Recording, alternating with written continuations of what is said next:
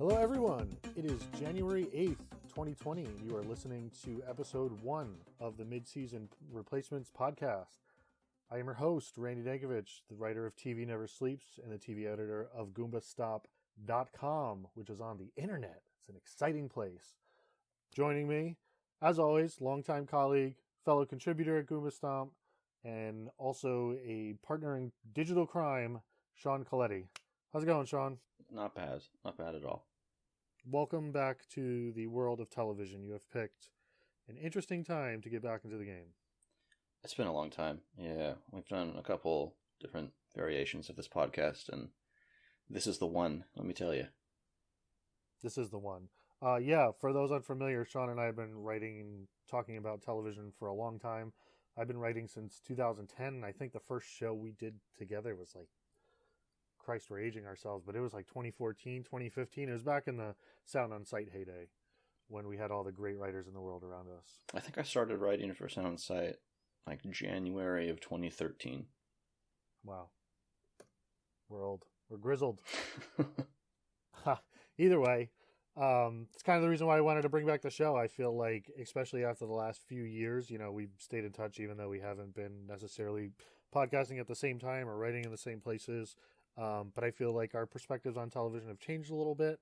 I also feel like while there are some interesting TV podcasts out there, there's still space for more lazy white dudes like ourselves to get out there and make a name. But really, I just think that, speaking for myself and Sean, I think we have really interesting points of view on television, and we need a place to express those hot takes. I know a lot of that is kind of just fun, but it's also just it rings true. Like, how I view television, I guess, is the thing that's changed the most in the last couple of years. And it's been a result of the technology. So I think maybe especially in these first few episodes back, and when we talk about some of the streaming shows, you'll probably get to hear my still in development thoughts about how we as a people have changed as a result of that. Not necessarily just how we view TV, but how it's affected, I guess, our just interactions with one another. Not necessarily in bad ways. This isn't going to be, me wagging my digital finger at people. But yeah, I definitely think that as TV has changed, we kind of need to look at our experience of that and how that's changed as well. Oh, sorry. I was watching The Good Doctor on Hulu while you were talking to me, and I was checking Twitter on my phone at the same time. Did you say things had changed? No, nothing's changed. Oh, okay, cool. All right. Well, since today's our first show back, we're going to take it a little bit easy. It's going to be a little more free-flowing than most shows are. Not that we're super rigid people in the first place, but we do have some dope shit planned for the near future. This week, since it's the beginning of the year, we're going to pretend it's December 31st and make a few TV predictions for the year, a few that are reasonable, a few that are, I wouldn't say ridiculous, but maybe a little outlandish. We're also going to offer up some of our own personal TV resolutions of 2020, because if we are anything, we are the people who dictate how to watch television correctly. Nothing could be more true. If you listen to anybody about television, it really ought to be the two of us. That's right. We're the only ones who know how to watch TV the right way. Where's my sound effects when I need them? I was really... Yeah, now we're cooking. I knew it was coming. It's fine if it's delayed. Before we get into the good stuff, I'll do the silly housekeeping. We are going to be on iTunes this week. We've been submitted, so that's just a matter of time. But for now, you can subscribe to us on Spotify. We're on YouTube. We are on the Twitters. Our handle is at MidSeasonPod. I'm at RJ Dank. If you want to follow my nonsense, you probably don't. More importantly, though, our email address is midseasonreplacements@gmail.com. If you have a question you want us to read on air, comment you want us to read off, if you want to shit post us, if you have music you want to feature on the show, on our old shows, we used to feature different musicians, either people that were friends of ours or people that reached out to us. We'd love to do that again. Feel free to drop us a line. I will always read them, and I will filter them for Sean because he is slightly more delicate. Seriously, though, I know podcasts say, here's our email. You should message us and we'll respond to questions. And as a listener of some of those podcasts, I sometimes think, oh yeah, I should probably do that sometime. And then inevitably I don't. And please do message us, because we like to know that there are people out there and that we're not all just machines. We're all machines, Sean. You're lying. We'll talk about the Mandalorian at some point as well. I think that's it for the bullshit. If you haven't gotten to goombastomp.com, which again, like I said, you can find on the internet, you should go there. Great stuff there. We write about video games. I write about television. People write about film. We're doing the sound on site thing again, just in another different, cooler, more hip, modern way for the millennials. Wait, the millennials are getting old now. Yeah, no. Who's the next generation? Is it the Did I hear somebody call them Zoomers? Yeah, I feel like that's not a joke. I hate that phrase. It makes me sick. But then again, I'm old. What do I know? So, let's get it. Let's get into it. Oh, God. There's going to be more than 500 original television shows that are going to air on TV in 2020. I think, usually I think the entire industry just goes by the estimate that John Landgraf puts out at the annual television conferences, which are going on right now. John Landgraf is the president of FX, for people that aren't stupid TV nerds like me. But I think he predicted something like 530 shows will air this year. So with that in mind, it kind of feels like not only is it a new decade, but a new era. Like the era of too much TV has ended, and I feel like we are entering what I've already dubbed and copyrighted the second streaming wars. You know, the first streaming wars were when Netflix and Hulu came on the scene in 2013, and the end of last year saw Disney put out a streaming service. We saw Apple put out a streaming service, and this year we'll see HBO add another one. NBC will have a streaming service. 14 other networks that I don't remember are putting out streaming services. Yahoo's probably going to try and bring back Yahoo Screen. There's going to be a lot of TV this year.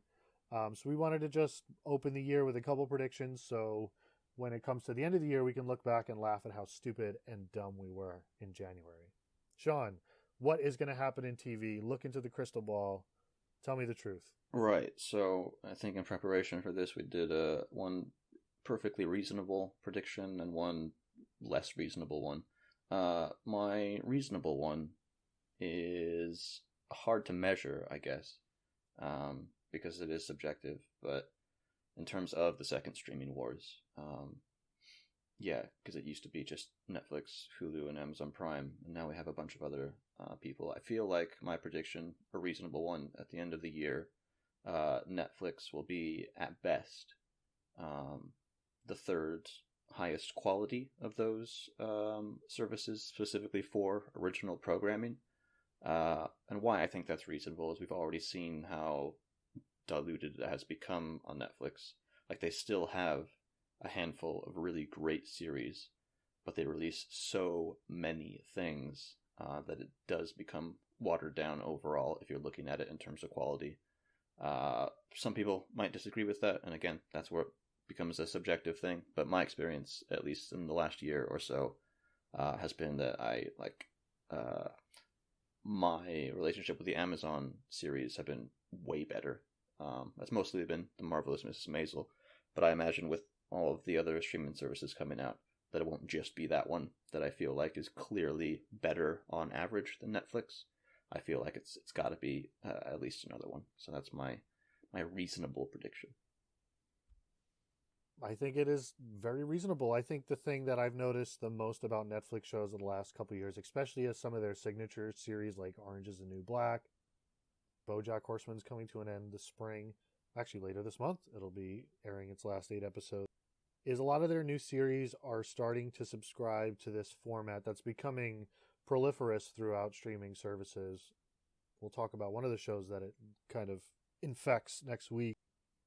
But this way of scripting and arcing a season of a television show where everything is stretched out to these minuscule points where one episode, normally where the normal arc of a TV show that's 13 episodes will have a few, usually there's a rise in episode 6 or 7 and then an escalation to the final episodes. And the Netflix model has seemed to have 5 episodes that act as what a pilot would be, have 2 episodes that fill in the gap for most of the rest of that season, and then you finish off with 2 or 3 of your signature episodes where you have, the showy piece or the character focused piece, and then you have a finale that's a bunch of bullshit, begging Netflix to give them a second season. I feel like, although it's, like I said, it's becoming clear that a lot of streaming services are taking this approach with the construction of their shows, I think Netflix is just sheer proliferation of it and just how it's saturated its own service with these series that all,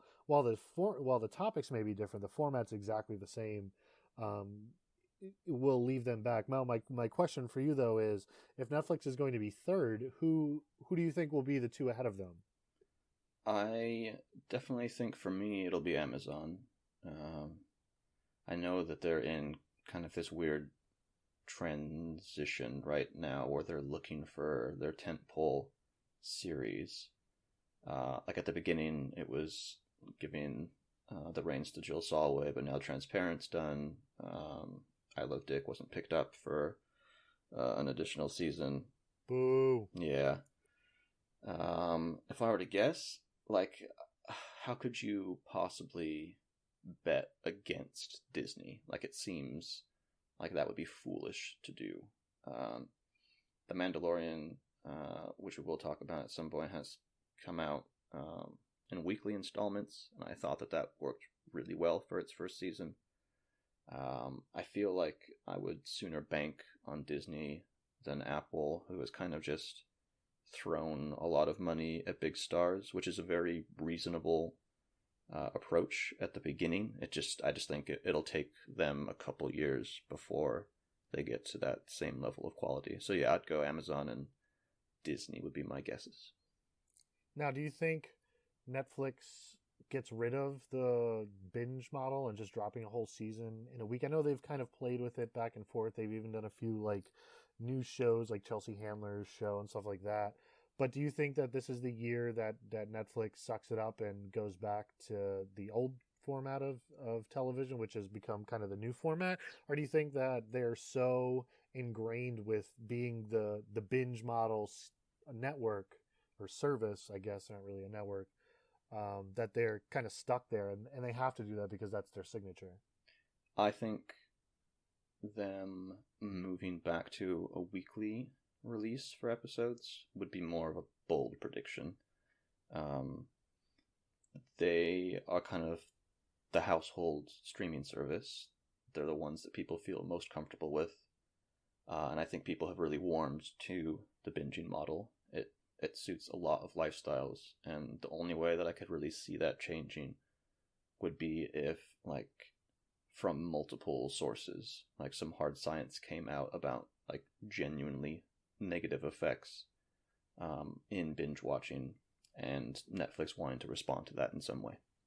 Well, what if I hit you with the hard science fiction? Because I do think, you mentioned the Mandalorian, just in terms of like the Mandalorian, the ripple effect I think that show might have on the industry this year is that shows, like, the influence of Baby Yoda over the internet lasted 2 months because that show released on a weekly basis. If it released in a Netflix window, I feel like people would hit those memes hard for 2 weeks, but then everybody would have cycled through the content and there would be nothing there there would be nothing to keep it in the news cycle. You know what I mean? So I think the virality of The Mandalorian is something that some executives might be side-eyeing and saying, wait, why don't we do this more? And I know Hulu kind of does this already with a lot of their signature shows, but if you're really banking on having tentpole series like this, I feel like this might be the future, even though it's really kind of where we came from.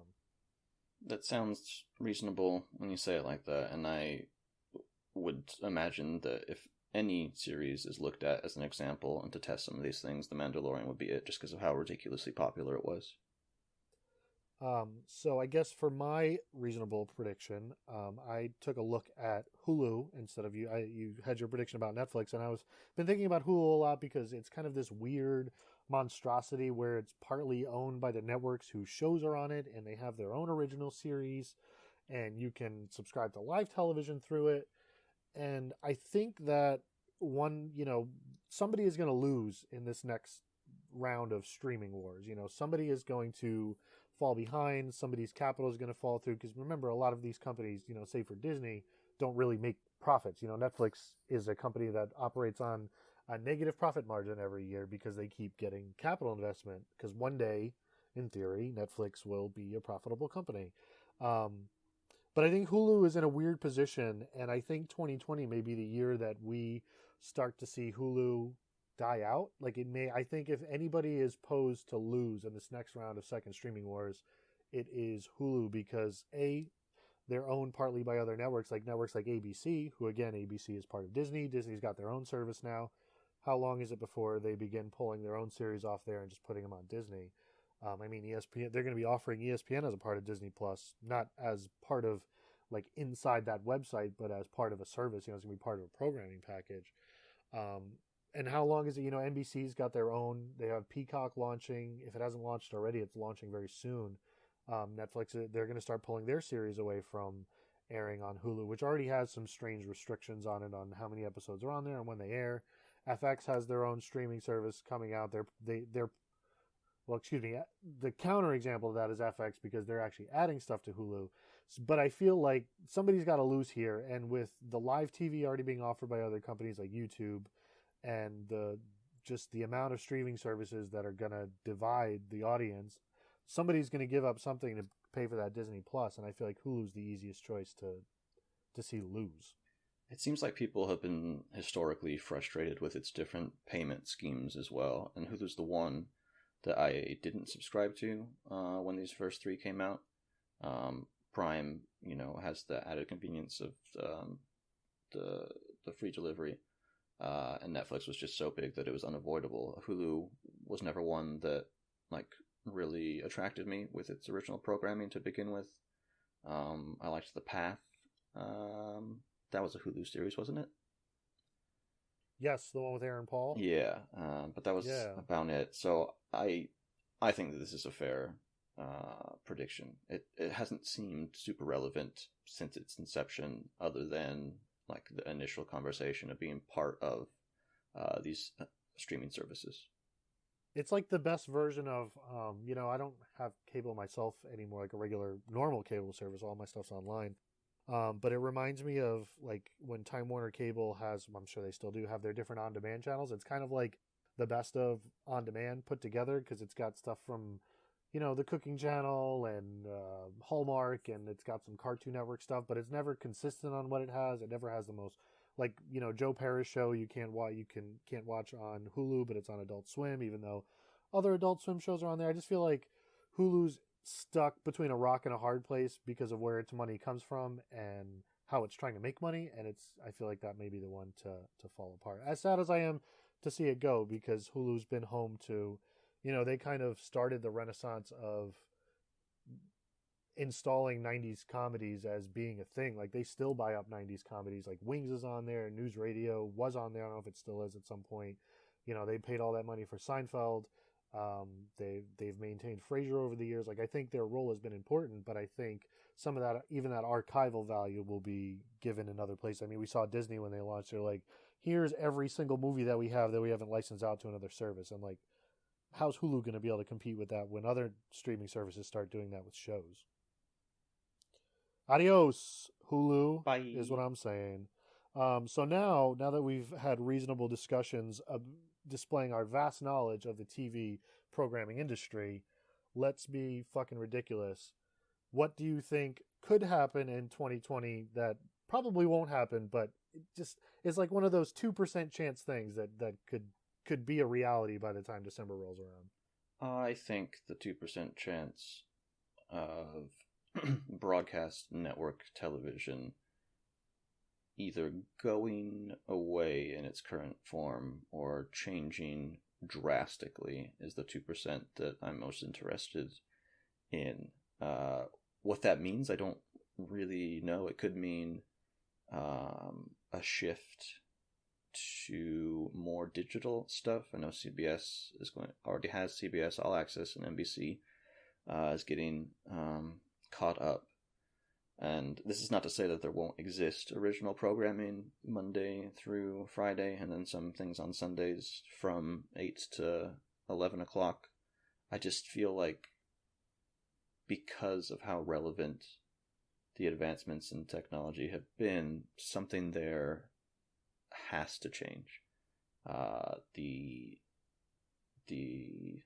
thresholds, the live viewership thresholds that have historically been used to decide the fates of shows might go away or needs to include other data. I don't know how they mine that data, but the broadcast network stuff has more or less been the same structure for over 50 years. And I feel like if it is going to change, it's going to happen now.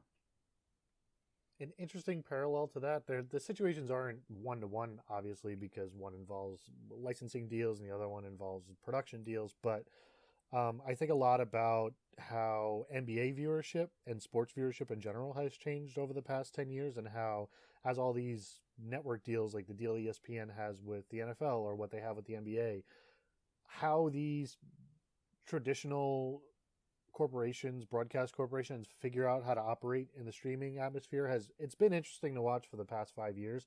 But I feel like, as I think you're hinting towards with your prediction, that we're kind of at an inflection point where the dam's going to burst somewhere on one side or the other, and it's going to tip the scales in a way that you can't kind of tip them back. So something's going to change somewhere. And I think the shift to digital may be the answer, but maybe I would say that if you made this prediction in 2030, I would probably say, yeah, it's going to happen. But I feel like the boomer influence on broadcast television's existence may still be a little too strong. But I do think that there is a chance that we could see like a major shift somewhere, that like, who knows, like NBC announces all their major comedies for the fall are going to be streaming and on TV at the same time. Like they'll stream at 6 a.m. Their episodes will show up for the day, and then they'll air at 8 o'clock at night. And then they'll just say, fuck it. We'll just pull the numbers together in the same pool, and maybe it'll compare to the numbers that Netflix makes up and puts out on a semi-regular basis. Okay, boomer. Okay, Zoomer. Damn, I'm not going to start saying that. I'm not a Zoomer. No, you can't. I tried it a second time, and it still sounds disgusting. What's your bold or unreasonable prediction? So we are in an age where everybody is adapting. I mean, we've been in an age of adaptation for 20 years and recycling ideas and bringing stuff back. And I think we're getting to a breaking point where people are bringing back shows that were canceled like in the end of the late 90s. So I think we're starting to creep into an age where people that are looking for semi-safe bets for their new streaming services may look somewhere else than just securing the Friends rights for $540 million or whatever the hell.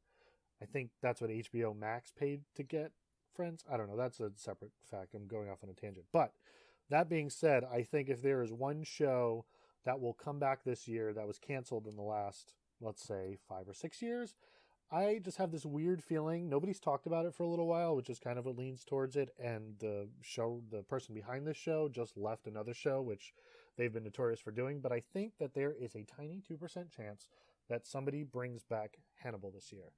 And I have 48 reasons why, but I'm wondering if you think I'm crazy or if you think that's actually legit. That series, excuse me, means so much to me in so many different ways that I stopped thinking about that a while ago. I think I came to terms in my head with the fact that we got 3 seasons of a series that was clearly too good to exist where it did exist. And so if I didn't have that relationship with it, I'd be like, ooh, that's interesting. Like, yeah, I could see that. But I almost don't even want to give thought to that part of me for any fear of being disappointed if and when it doesn't come back. Like people talk about, when I say people, I mean critics. Like, you mean you people? You people. The TV canon is probably the youngest canon of any art form. Like, literature goes way back, music goes way back, even film is now over 100 years old.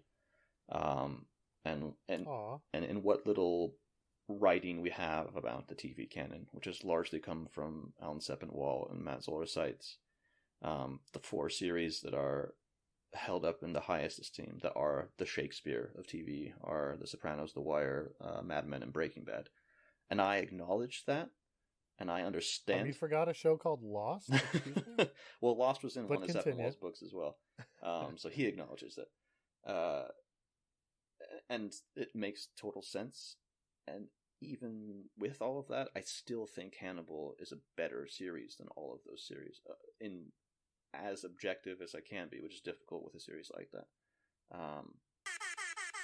You heard it here. Sean said Hannibal, the best series ever. I really think that. So that's why I don't want to say yes, it's going to come back, and you can understand that. I just, there's been Peacock's been announced, and they've announced some comedy series and some stuff that's coming, but they haven't said anything about any dramas, and I feel like you got to have at least a couple hour-long shows if you want to boost up your service. I feel like those are the shows that really get the attention. The Bojacks of the world are far fewer than whatever fucking hour-long show Netflix just happens to be dropping that week. So I don't know. It probably won't happen. That's why it's in my outlandish predictions, but there's this nagging feeling at me that somebody's going to bring back Hannibal. There's a part of me that thinks somebody's going to bring back Hannibal with a different person behind it. That's really what I think, but I don't want to alarm anybody. I don't want to stress you out. So I'm just going to stick with Hannibal's going to come back. Bryan Fuller's going to be there because he left 48 other shows in the last 5 years. Has nothing to do. I mean, what's Gillian Anderson doing right now? She's chilling. We could do this.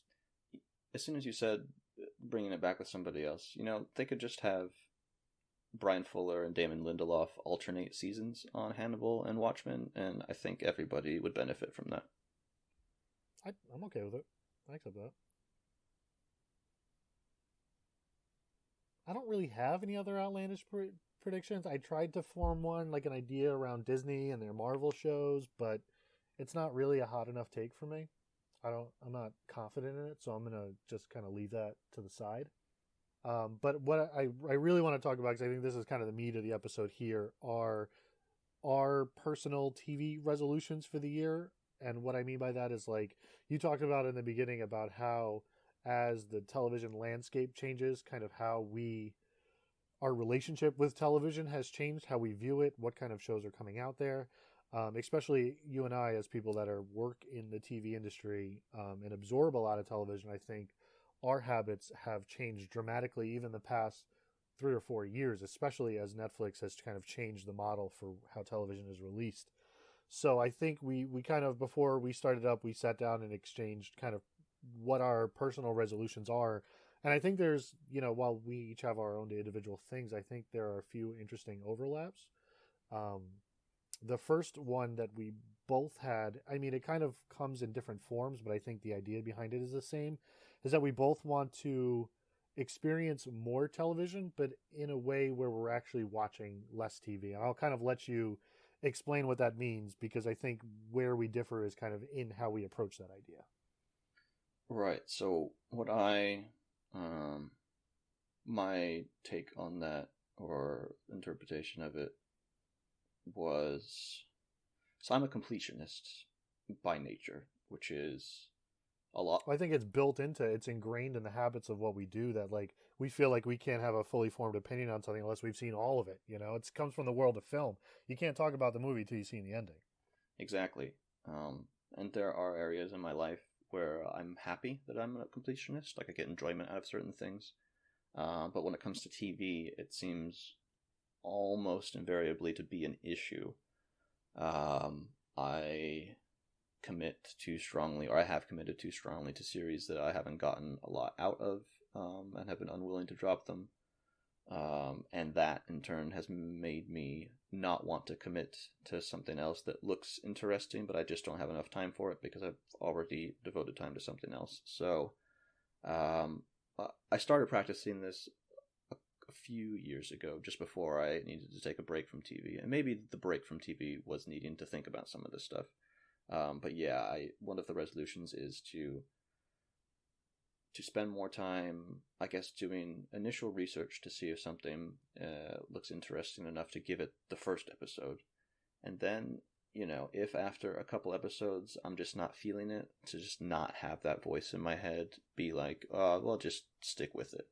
and just be willing to give that time to something else that might be more interesting or more even useful for me. Like, art has a lot of effects and different effects on different people, and for me it actually like helps my mood, it helps me think about things about myself. Good art does that, I should say, and I want to make sure that I have as much of an opportunity to experience that as I can. Yeah, I think I kind of run along similar lines. Like, I want to be able to let go of shows when I need to let go of them and not watch, 6 entire seasons of The Flash or every single episode of a terrible CBS comedy that I really only needed to watch back in the day I covered 3 straight seasons of Two Broke Girls. Why? I don't know. I hate myself. Probably. I mean, that's my best answer for it. I wasn't enjoying the experience. And certainly getting dunked on by 2 broke girl defenders wasn't fun, because how do you argue with somebody that really likes 2 broke girls? But we're leaving those feelings in the past. That was the past decade.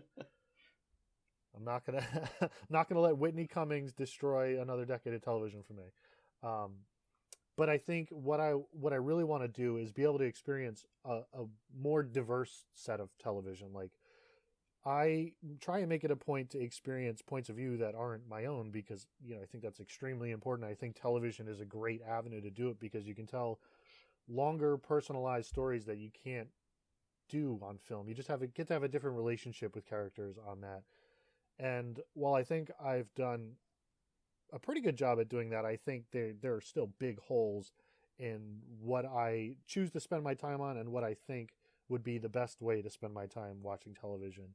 There are some things that I don't regret watching through. Like, I would even defend getting through all 7 seasons of Arrow, because there was a real peak in there later on that surprised me. But I don't think the trade-off of having to sit through 4 seasons of shitty television is really worth it, when I could go watch Rami, or I could go watch Queen Sugar, or I could go watch any of these other shows that are sitting at the top of my queue just waiting for me to engage with them, but I'm not, because my insane completionist brain needs to get through 200 episodes of some other television show.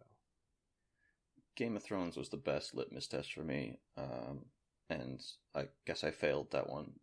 It was one of the only 2 or 3 shows that I kept up with during my break from TV, just because the conversation around Game of Thrones is inescapable. And I liked the 6th season, and after that I took my break from TV.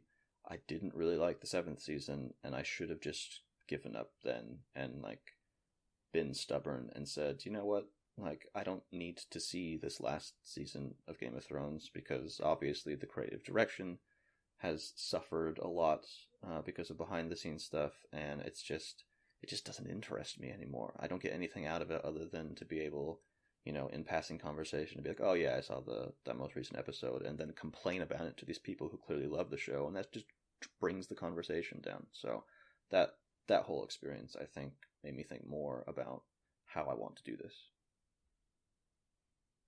So what else you got? What else are you trying to do in 2020 with your television watching and enjoying experience? This is a weird one, I guess, and it's not one that a lot of critics talk about, just because it's not necessarily related to TV, but it's to exercise more if I feel like I'm in binge mode. Because of the change in technology, because of the ways that we view TV now, it's so much easier to kind of just be on the couch or in the bed for hours and hours at a time, not being active. And, you also like to drink or eat while doing that as well. So not only are you not being active, but you're also consuming more calories. And, needing to be aware, oh, this is the 3rd episode of the sitcom that I've watched. I need to take a break to do, some push-ups or sit-ups or squats, or, commit to going for a run later. The ways that we watch TV now, I think, have also affected the ways that we are active in really negative ways. And I want to make sure that I don't let that, affect my mood as well. So I have a bit of a hot take on this one. I was thinking about this exercising during binging and how unhealthy it is, and why our television habits have gotten so unhealthy. You know, when we were kids, we got pounded with the idea that television's bad for you, and that's fucking dumb. Television's wonderful for you, what it can do for your brain, how it can inspire you. So I'm not even going to engage with that part of the conversation. But how I'm thinking about it is, you know, we talk about the Netflix model and how how Netflix creatively crafts their shows, that it kind of turns it into a second screen experience by default, that we're automatically doing other things while we're watching a lot of television. And maybe that's always been the case, but, you know, back in the day when we didn't have ways to make us feel productive that really weren't productive, you know, you write something, you go on Twitter and have a fun engagement or something like that, have a conversation with a friend online. Like, we're doing all these things from a sedentary position. We're not being active as we do them. And I think, you know, maybe it's because television isn't good enough a lot of the time anymore, that it's not attention grabbing enough, that we feel that we need to consume more of it in one sitting to feel like we're full, almost like it's a meal for our brain in a lot of ways. But I also think the ability for us to do other things while we're watching television, because it's not quite engaging enough or rapturing enough, that we feel like we have gotten something done, or we feel like we've advanced somehow, and really we're stepping backwards. Being a television critic, as I've learned over the years, is an extremely unhealthy career to have by default, because you sit and think a lot of the time and you're not moving a lot of the time. So one of the things that I've liked to do is it's kind of weird, but when I'm taking notes or I'm thinking critically about something, or even when I'm preparing to do this podcast, I do it on my feet. I walk around, and not just like at a standing desk. Like, I literally walk around. I'll go outside. I'll do laps around the block while I take notes and stuff, just to try and get the blood flowing in my body, because I feel like even if I just sit here and think about something for a long time, things get stale pretty quickly. That's really encouraging to hear, and it's something I think more people should practice. Obviously, viewers and listeners to this won't have as much time devoted to just sitting down and thinking as well. Like, it's not their job unless they're also TV critics. Nope, Sean called everybody that listens to this stupid. You heard it. No, but like, I don't know, you're just having fun. But most people will, when they're not doing something active that's TV related, it's the watching of the TV. And what we have to do is prepare for these podcasts, do the actual writing of written reviews, but also do the prep work for that.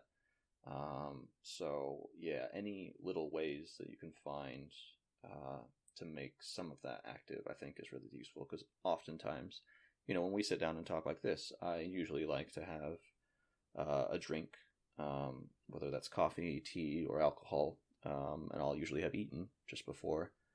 And I think, you know, these are things that we just do a lot of the time naturally, and because of going to movie theaters growing up, and how, you know, you go and buy snacks and sit down and watch the movie while you're doing that, it's kind of just ingrained in us that that's an appropriate time to be consuming more, which is fine. It's just, yeah, I guess awareness and making sure that you are putting some time aside to be moving around at some point.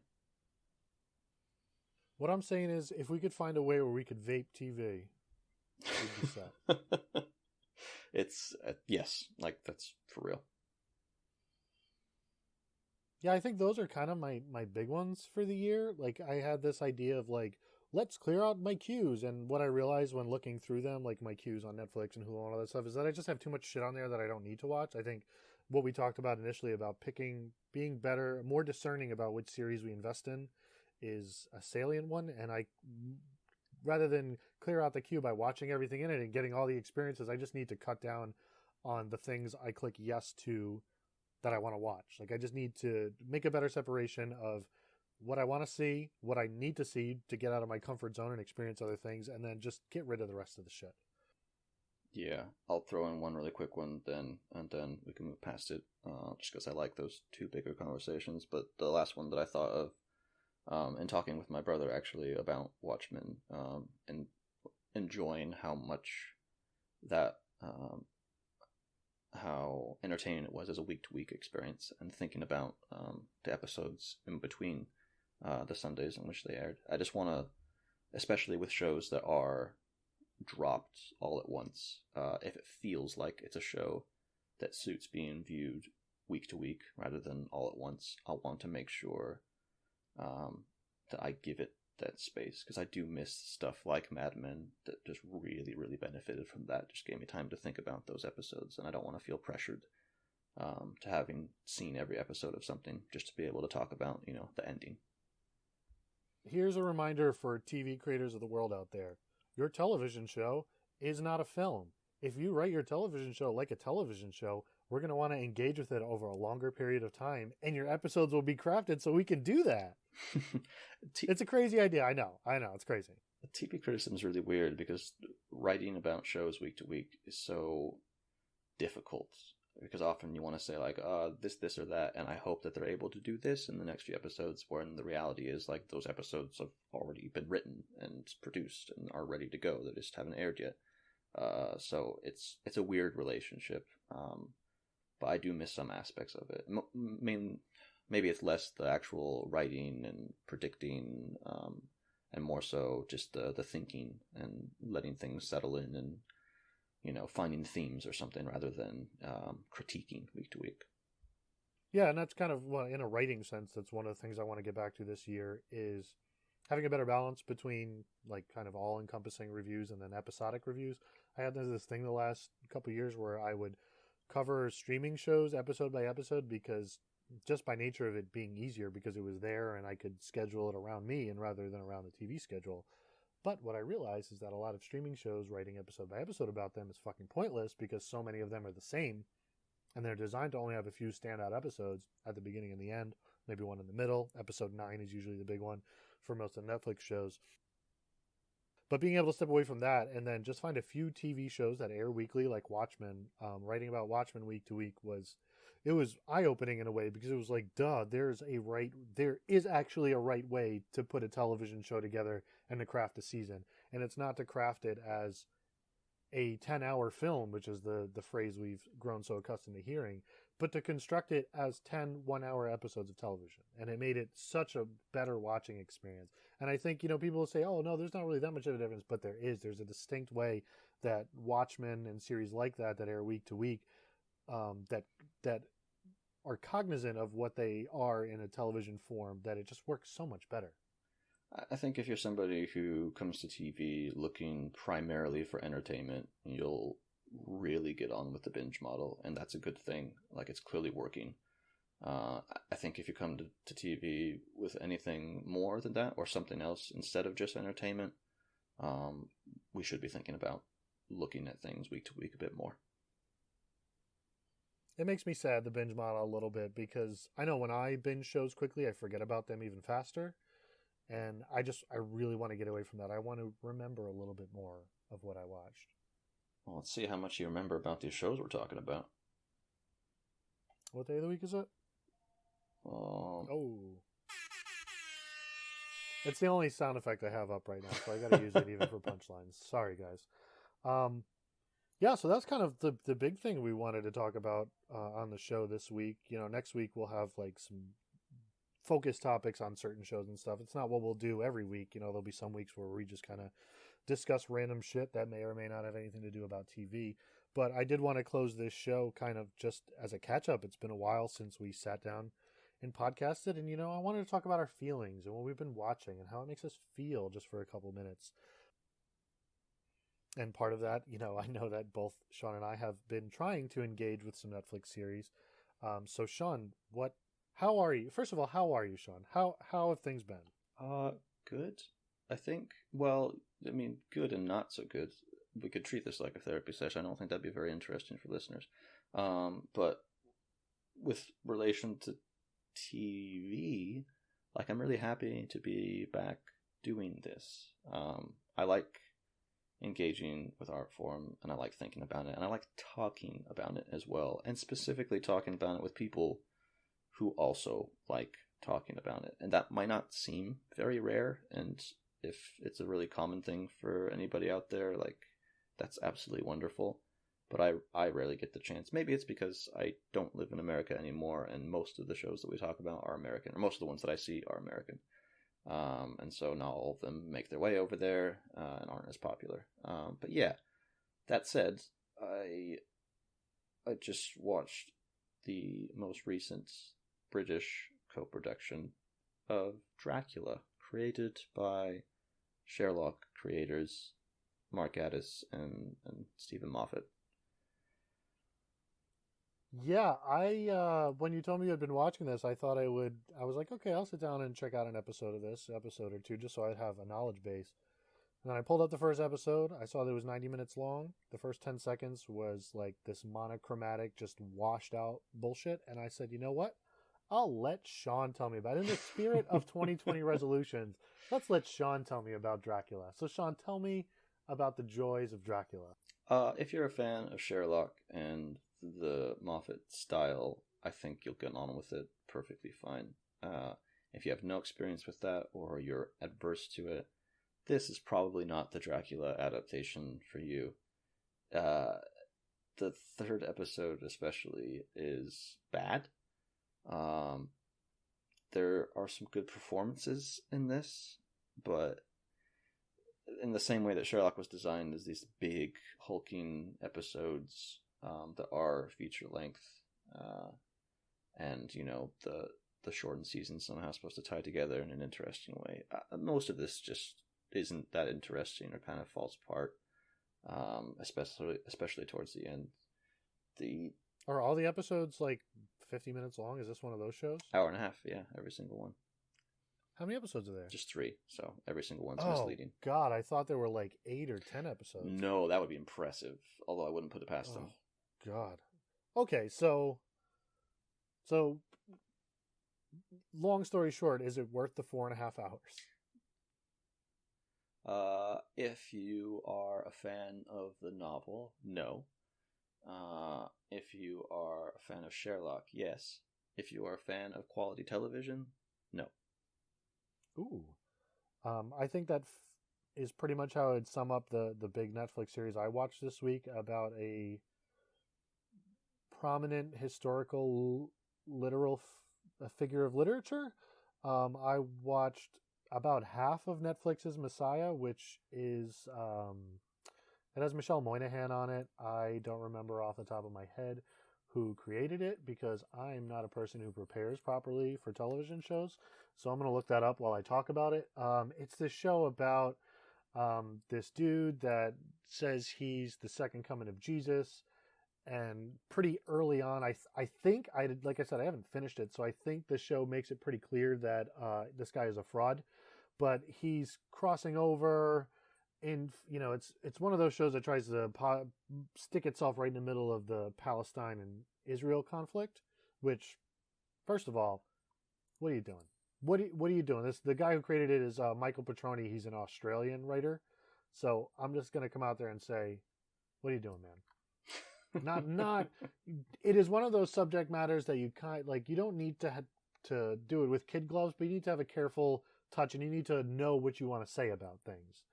And I really feel like, at least from what I saw, that this show doesn't really know what it wants to say, or it doesn't know how to say what it wants to say, because not only are its characters surrounded by landmines as they stand on the, as quote unquote Jesus tries to cross the border into Israel or whatever, but I just feel like it's trying to tiptoe around a lot of ideas that if it wants to exist, it really should engage with.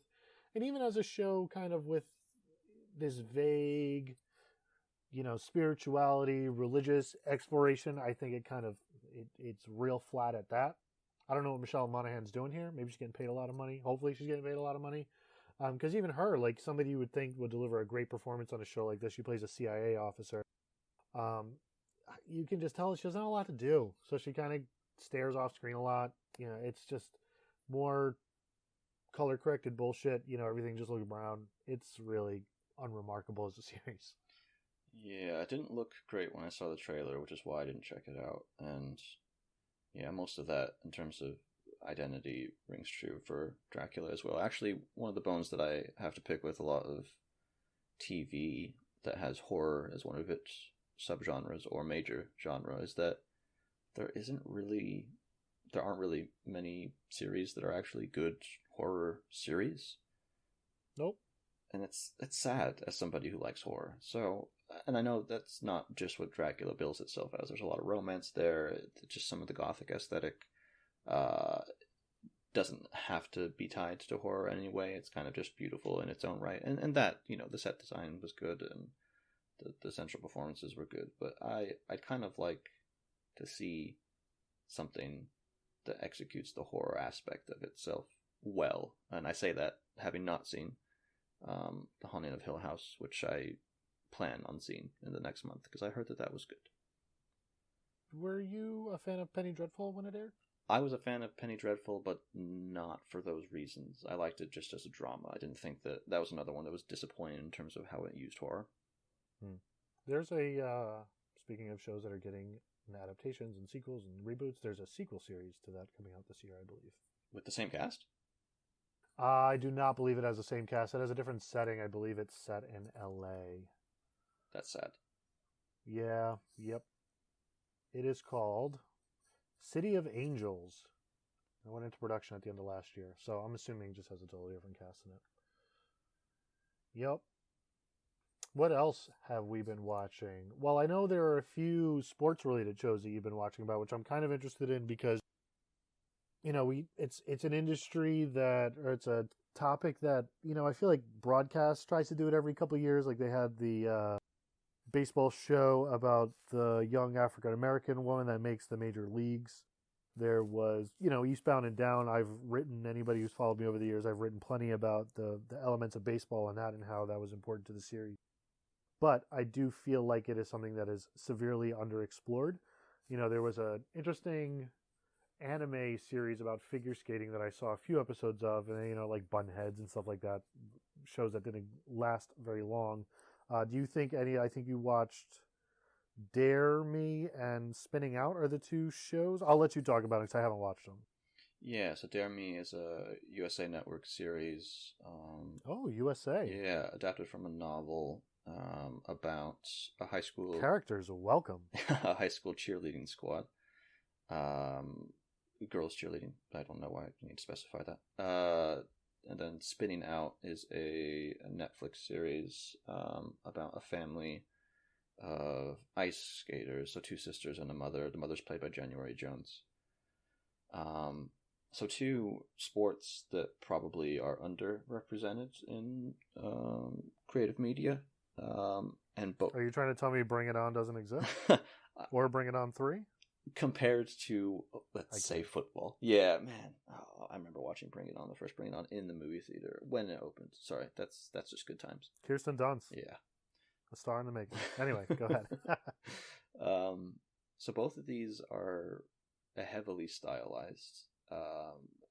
Anybody who has seen any of USA Network's past few series, including Mr. Robot, like you'll feel at home in the aesthetic, at least. I feel like Dare Me probably relies too heavily on its use of slow motion. There are times where it is beautiful, capturing the body and movement, especially from angles and in positions where we don't normally see the body. Like when it does that, it's spectacular. And then there are other times where it just feels like quite cliche, like people walking down the hall in high school, and doesn't really add much. So its style mostly works to its benefit, but sometimes to its detriment. But the cast is fantastic. The only 2 episodes of this have aired so far, so I can't really offer a comprehensive take on it, but it certainly piqued my interest, despite its melodrama. Actually, both of these series are kind of just drenched in melodrama. Dare Me does that much better. I guess another good example of that kind of series would be Riverdale, which I haven't seen since its first season. But that's a show that basically defines itself through its melodrama. This is like a heightened, better, more sophisticated version of that, I guess, with much stronger central performances.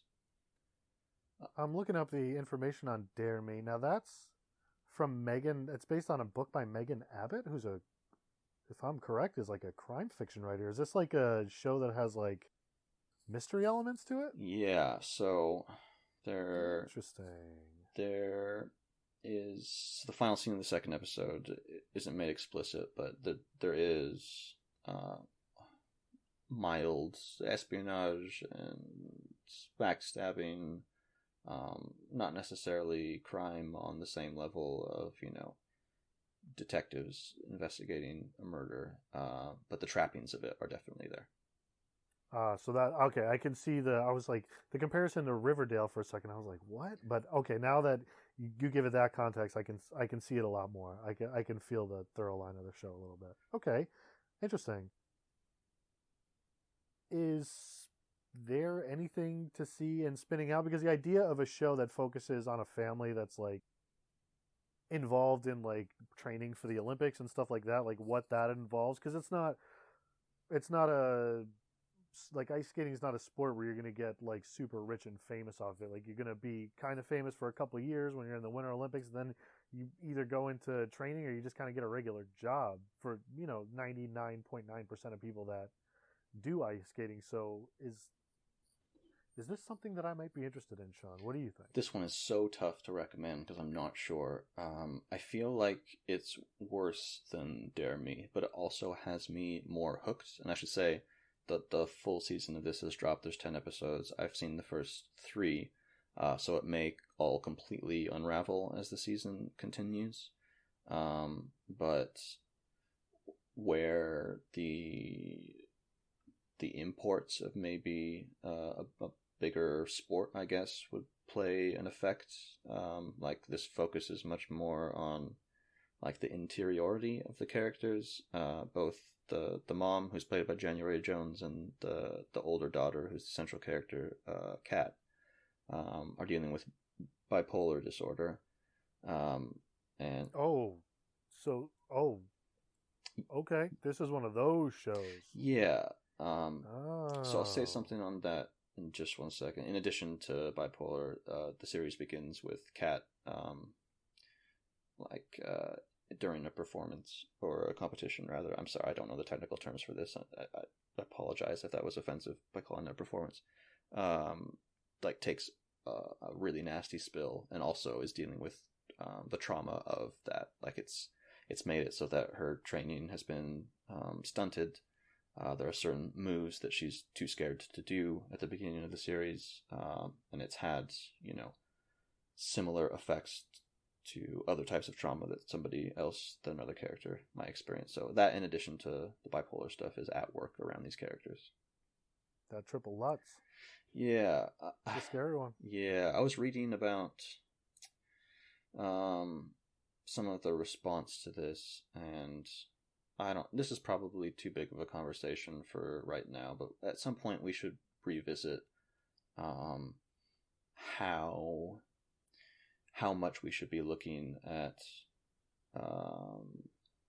mental illness used as tragedy was what one of the writers had talked about, and it wasn't necessarily criticizing it, but there's been a lot of pushback against that from certain communities, where like portrayals of mental illness as a negative aspect of somebody's character is something to really condemn.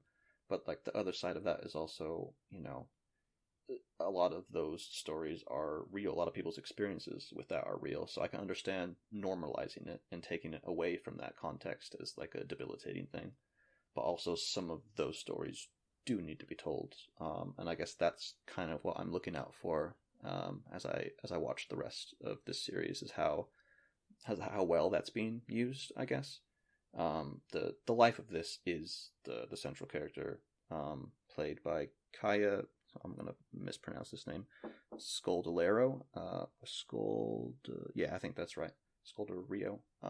Incredibly magnetic, fantastic performance.